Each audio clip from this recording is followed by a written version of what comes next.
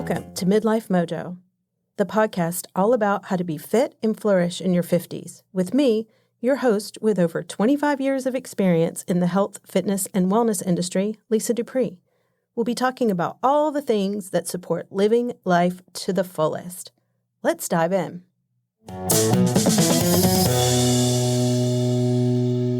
Hello.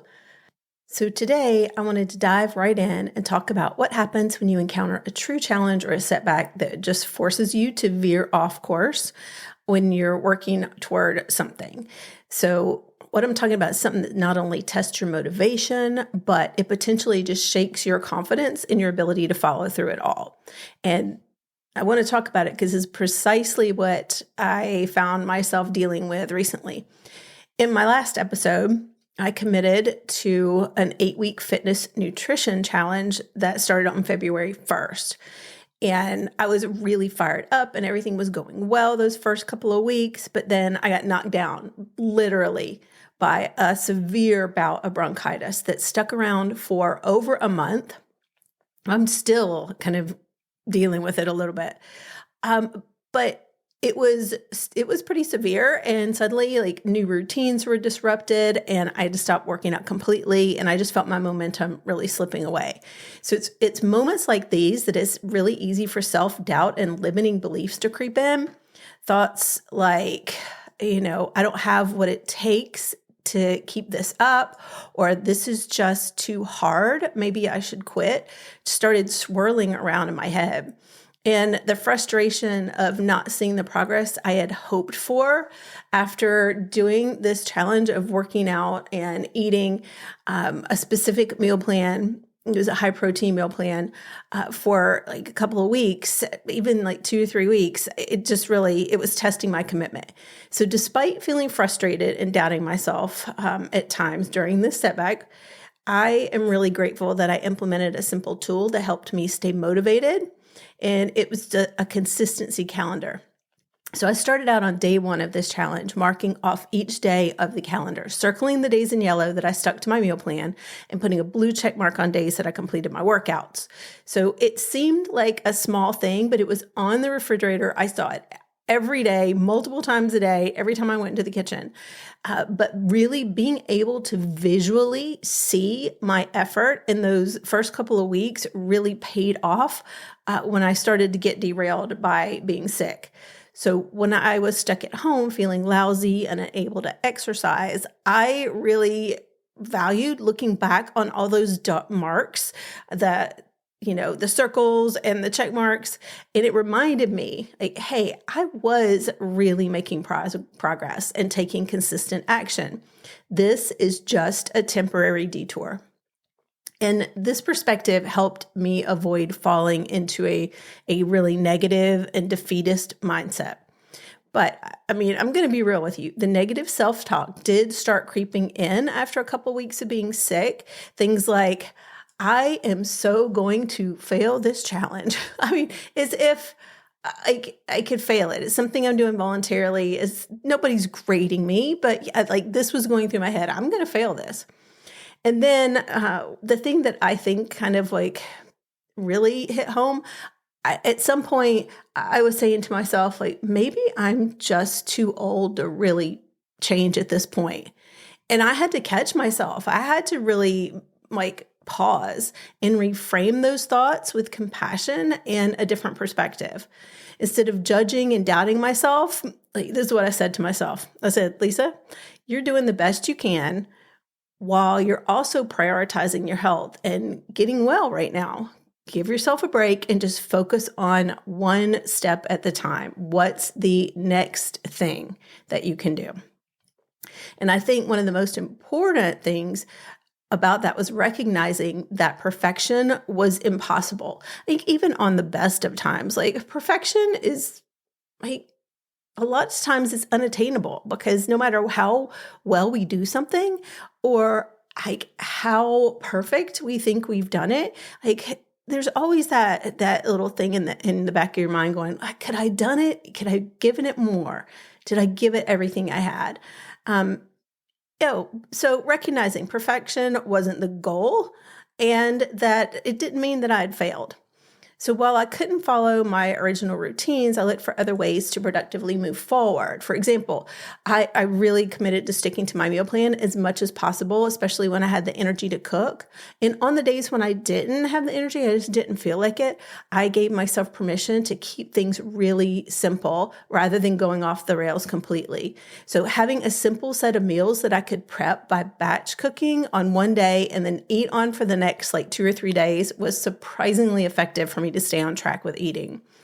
It took the guesswork out of it, and plus it didn't take as much energy. I also made a point to just lightly move my body when I started feeling better. So things like taking short walks, just getting outside, doing a little bit of movement, doing some stretching, things like that when I was feeling up for it. Was it my intended workout routine? Definitely not. But it was better than just being completely sedentary, and it helped me feel like I was still honoring my commitment to myself in whatever way was possible for me in that moment and at the present time.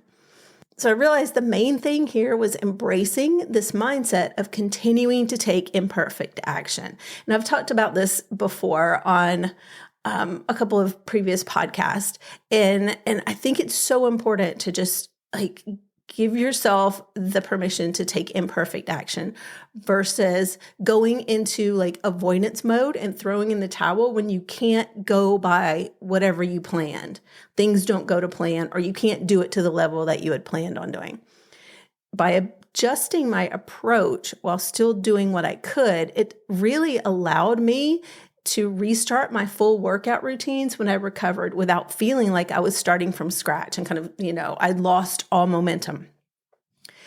Because at the end of the day, sustainable change doesn't come from an all or nothing perfectionist mindset. It doesn't. Sustainable change doesn't happen with this perfectionist mindset. It comes from being consistent overall while giving yourself grace during the hard moments. And that's how you stay motivated for the long haul. And that's how you make real transformational change and accomplish these big goals. Another thing that really helped me a lot was that I had underestimated like having a support network and community and how important that is. But when I committed to this challenge, I realized I was going to need support. And I was looking like, who is really going to be the support for me? Who do I need to get on board with this to help hold me accountable and to kind of help me through some of these difficult things? And I had to have a serious conversation with my significant other, and he is amazingly supportive. But we really had to sit down and we talked about what the 8 weeks entailed and what it was going to take for me to feel successful. And me being clear on that and asking for the support I needed was key. And it's because the big things that I really needed, I felt to be successful, was eating at home for almost all my meals instead of eating out 2-3 times a week, and not having any alcohol because I needed to get all of my energy and all of my nutrients from food and nutritious food. And alcohol doesn't help with, energy or like getting your nutrients in. So I was worried about this because going out to eat after work and having a cocktail were ways that we connected. And this is how my significant other and I were able to enjoy each other's company and really talk. And so we talked about alternatives and decided on options that would work for both of us. So when I was having a hard time and I didn't want to sit down and eat the meal that we made, he was there, he had my back. So being clear and getting support from those that are closest to you is very, very helpful. Or on the flip side of that, if you go that route and they aren't going to get on board with you and give you the support that you need, knowing that from the outset can help you plan accordingly. And yeah, that's a big topic. Probably I could dive into that. I probably should do another episode on that as well. So the other thing with community was there was a group of women going through this challenge together. And the women in this group were amazing. They shared like struggles. We shared wins each week. And everybody in the group was just really so supportive and positive that it was really uplifting and inspiring just to be able to interact with them. And it was the best thing ever to be part of a group like this for real, authentic support and accountability that made an impact. Because when women support each other, incredible things happen. And it's a beautiful thing. So I wanted to give a shout out to a couple of people, and I've never met these people in real life, but they were like huge. I looked forward to seeing what they were posting in this community group. Melissa, Heidi, Wendy, and Jenny. So thank y'all. That was awesome. So I'm excited to be able to tell you that the challenge wrapped up at the end of March. And I was able to finish strong. I'm definitely stronger and leaner. I can lift a lot heavier in my workouts. I have a lot more stamina. I have a lot more endurance. I have more energy just in general. And I actually lost 2.5% body fat. And I was eating a good bit of food. It was all delicious. I did not feel deprived at all. So I'm going to keep going with that. It's a challenge and I'm going to stay with it. So if you're currently facing a challenge or a setback in your own life, maybe it could be from an injury or work stress, family responsibilities, things pulling you in just a ton of different directions, and you've stalled or put your New Year's resolutions or other big goals on pause, instead of beating yourself up over perceived failures or lack of progress, pause, take a step back, reflect on how far you've already come and the work that you've already put in, and really authentically give yourself credit for every step that you've already taken, no matter how small it is. Give yourself credit for even the small things, because those small things add up over time. It's a cumulative effect. Big goals don't happen overnight. Transformational big change doesn't happen like flipping your light switch on. So give yourself that credit, and then explore what adjustments you could make to keep chipping away at, progress, even if it means temporary pivots from your ideal routine. And that could look like breaking up your workouts into shorter sessions throughout a day, which I had to do because when I was recovering, I just couldn't do the whole thing. So breaking up your workouts, making it work for you for whatever's going on at the moment for you.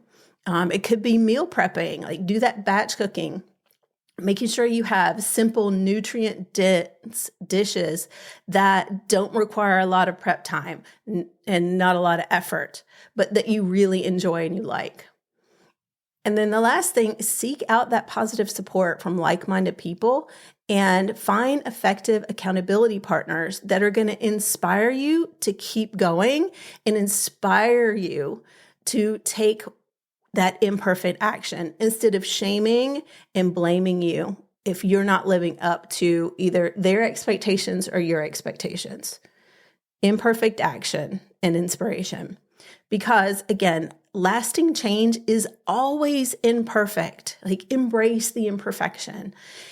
It's about embracing the journey as well and the process of change, not just fixating on the final desired outcome. So keep putting one foot in front of the other, make adjustments when needed, extend yourself the compassion and grace that you so deserve when obstacles emerge.